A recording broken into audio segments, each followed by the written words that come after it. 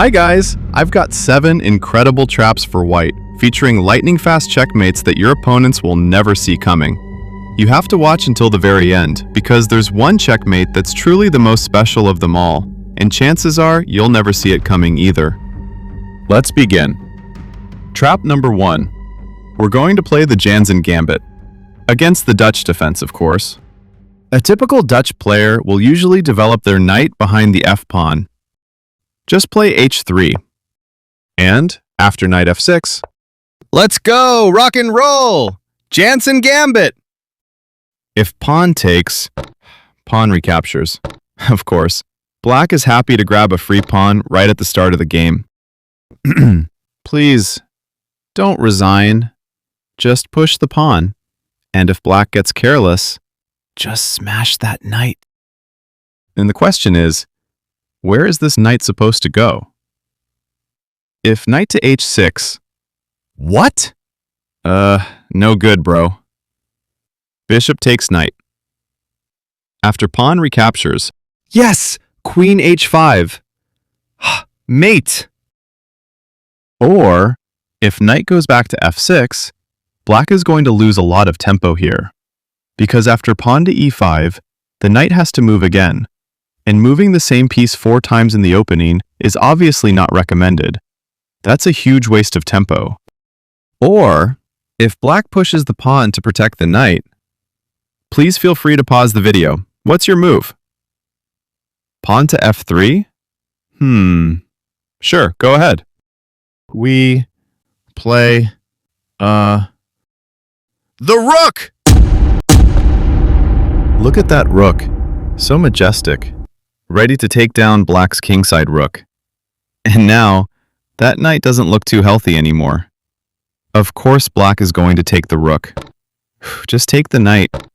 Indeed, we're down the exchange. But trust me, at this point, we're winning. Hey rook, how've you been? And where do you think you're going? If rook goes to h1, or goes back home, let's say back home. Queen! Mate! A beautiful checkmate in just 8 moves. Okay, but what if black actually finds the best move here? Rook to h6. Keep an eye on g6. I like your choice. Just take the rook. And now we're up a knight. Bishop is ready to take the pawn. Then develop the knight. King's knight can go to f3. Castle long. Bishop can move to a more active square. And from there, just play your normal game. You'll have a much easier time converting the position with the extra material. Because if black dares to take your bishop, yep, queen to h5, or queen to g6, game over. Let's move on. Trap number 2. We have the Lisistyn Gambit. It starts with the Zukerort, or Reti opening. If black responds with a Dutch variation, play pawn to e4. Yep, Lisistyn Gambit. And if black rushes to play knight to f6, just take the pawn, okay? So after pawn takes, play knight to g5, attacking the pawn right back. Most of the time, black will simply move the knight to f6 to defend the pawn. Go ahead and offer another pawn. At the same time, we're attacking that pawn twice. And usually, pawn takes pawn. Now, bishop takes pawn. In many cases, black will usually play pawn to d5. It's the most popular move according to the database.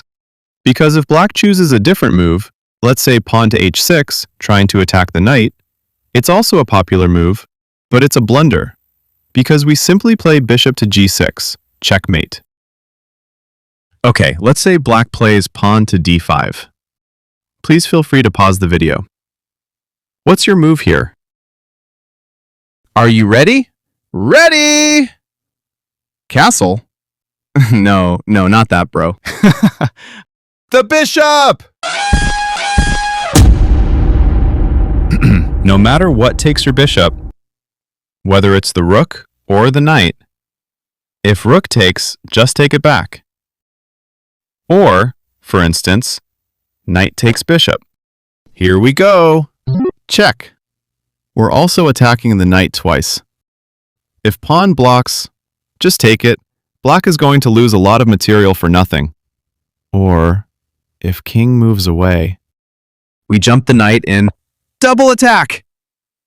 Queen has to move. Please, don't take the rook. Your queen is gone, guys. Yep, checkmate! Number 3. A special gambit from Bishop's Opening, boy variation. MacDonnell Gambit. It does look a lot like the Evans Gambit. Okay, if black accepts the gambit, there's no need to continue with pawn to c3, main line. Just go with MacDonnell double gambit, pawn to f4. And if black accepts the gambit once again, be careful. Queen comes in with a check. After pawn blocks, pawn takes pawn. You're in serious trouble. So, just play knight to f3. We're controlling h4. No queen to h4 check. Not today. And after black makes a normal developing move, besides getting ready to castle kingside, knight is also putting pressure on the e4 pawn. Just ignore it. Go ahead and castle kingside. And if pawn takes knight... Sorry, I meant knight takes pawn. I got a little too excited, bro. Yes, we're down 3 pawns. But don't worry, that's about to change. What's your move? You don't have to play rook to e1. The idea is to attack the pin knight. But black can deal with it very simply, by just pushing the pawn. If pawn to d3, indeed, you'll win the knight. But obviously, your bishop is going to disappear too. Or if the bishop retreats, of course, black will simply castle, breaking the pin, and that knight will be perfectly safe. In fact, it'll be really annoying sitting right there in the center, creating all kinds of threats. Meanwhile, black's king is nice and comfortable, while you're still down 3 pawns. So I wouldn't recommend playing rook to e1. Instead, just jump the knight in and attack black's knight immediately. If knight takes knight, pawn takes, bishop takes back. Bro! I'm starting to think white is losing. Yeah, it definitely looks scary. Your rook is under attack too. Relax, guys. Let's take a sip of coffee first, so we can think a little more clearly. And most importantly, if you haven't subscribed yet, you might want to do that first. Okay, what's your move? Let's be brutal! Hello, king! After king takes, another check. And no matter where the king goes, let's say king to f1. Guys, don't worry about the rook. Don't ruin the momentum of our attack. Just take the pawn. Bro, my rook. My rook. Don't take the bishop back. Just keep attacking black. Even though you only have 4 pieces left, every single one of them is active. Look, there's a discovered check coming. Then bishop takes pawn, black's queen falls, and don't forget, that bishop is still trapped. What's your reaction if you're black? If bishop retreats, it also blocks the discovered check. Oh my god! I don't like it. Queen to f7, mate! Thanks, pony. So, how do you stop the queen to f7 checkmate threat? If black plays queen to e7, keep an eye on the f7 square. Just continue with bishop to d6. Black's queen falls. Because of course, it's a discovered check. Or there's another option. Let's say, queen to e1, still trying to keep f7 under control. Oh, discovered check. And mate. A beautiful double checkmate. What a beautiful attacking combination. All started by Mr. Bishop's brutality. Even if black finds the best move here, queen to f6, the story doesn't change. Discovered attack. And the queen is pinned to the king. The idea is very simple. Rook takes queen. Then, no matter what recaptures your rook, just continue with queen to f7. Checkmate. So after queen takes rook, king takes queen. So how is black supposed to stop the mate in one threat, queen to f7? No solution. None whatsoever. Checkmate. Good job, boy. Let's move on! Trap number 4! This one's a special, absolutely brutal one. On the board, we have the Philidor defense. Bishop to c4. And we're going to launch our attack right away. Then, knight to g5, putting immediate pressure on f7. And if black decides to play too slowly, let's say pawn to h6, a very popular line among Philidor players. Yep, g5 is nice and secure for the long run. Just push the pawn, then take on e5. Pawn takes queen, then knight takes the pawn. f7 is in serious trouble. Black is going to have a real headache if this variation shows up. So after pawn takes, go ahead and offer another pawn. This isn't the Goring Gambit, and it's not the Danish Gambit either. But Bishop Gambit! King takes bishop. Pony Gambit! Check! Pawn is not allowed to take the knight. It's poisoned.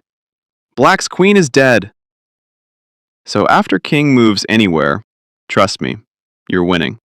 Let's say king goes back home. Queen! Do your job! Check. King moves. Amazing checkmate. Trap number 5. I've got the Saemisch Attack to take on the Alekhine defense. The main lines here are usually pawn to d4 or pawn to c4. But that's too ordinary. We're going to play the Saemisch Attack. If knight takes, just recapture with the b-pawn. Then play pawn to d4, creating a strong pawn chain. Or, if black pushes the pawn to protect the knight, no problemo, just push pawn to d4.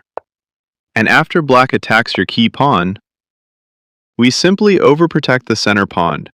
Everything is just fine. And if that knight gets itchy and just can't wait to take your knight, just take it back. Look at that pawn chain. It's almost a perfect pyramid.